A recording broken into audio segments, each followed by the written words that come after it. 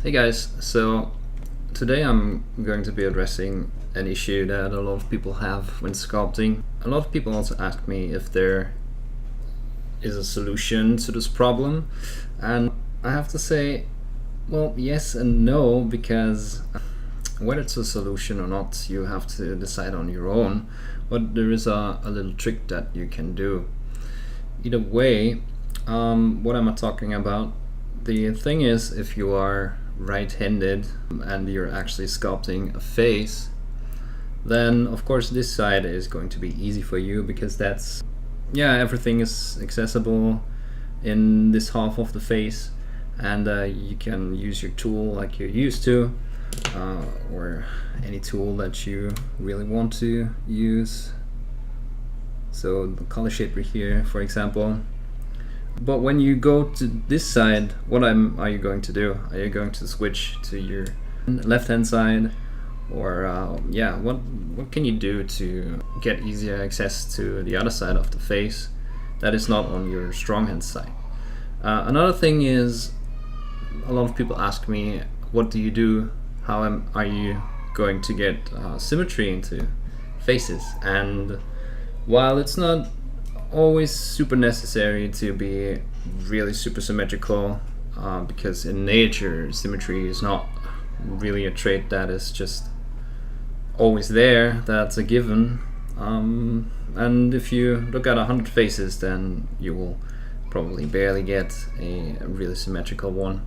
So one advice is not to worry too much about symmetry, but the two solutions, the two problems go kind of hand in hand, and the trick that I came up with is to simply turn around your miniature and work upside down like this.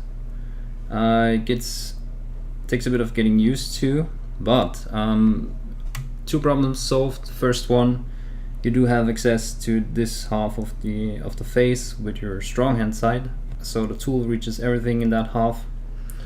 And the other thing is, when you look at a face, or when you're sculpting a face, this is what the human eye and the human brain are used to, and you're always looking for patterns, and especially faces are patterns that your brain is looking for and is recognizing instantly, because when you are facing someone, you have to decide whether, well, first of all, you have to recognize that this is a face, and that's why those games or those pictures where you actually get to look for faces are that intriguing, because your brain will distinguish the faces from the background noise, right? So if there's a face drawn into a forest, you will instantly see that, even though it's just made out of branches and leaves and so on. So your brain is programmed to look for those patterns, and also scan the emotions that are showing in that face, and that's why we are really focused on faces, and that's why it's really disturbing if we have asymmetrical faces, and that puts us off, that puts us on edge or whatever. So the trick with putting your sculpture upside down, and I know this is probably not the best solution for bigger sculptures, but for miniature sculpting it's actually viable, because you can just turn it around.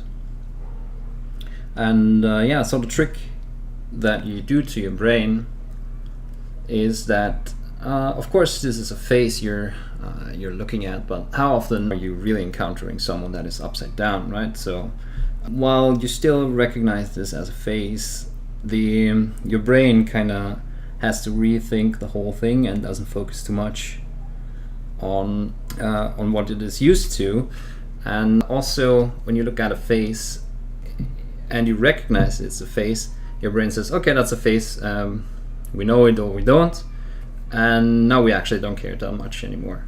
So if you turn it around, what you do is you take out the features of the face, and you're kind of looking at an abstract thing, and your brain is not going to be burdened that much with, oh, okay, this is an eye, I have to do this and that to make it look right. You can just think more about it, and it will also stand out more whether you have a symmetry issue or not.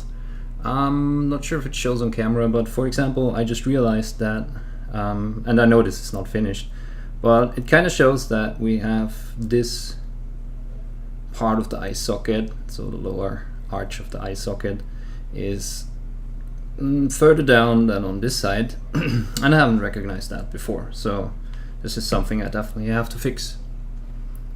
Yeah, if you have any questions or want to request any videos like this is just a quick trick that was on my mind because people have asked me about it recently. Feel free to ask about it and I'll try to post a video. Yeah, other than that, don't forget that I'm live streaming, and at the moment especially I'm sculpting again a lot on my Twitch channel. The link is in the description. Follow me on my social medias, Facebook, Instagram, Twitter for updates. And don't forget that I have a Patreon, so if you do like the videos and if the tips and tricks are useful, then maybe consider supporting me a little there. Other than that, don't forget to leave a follow, and I'll see you next time. Bye.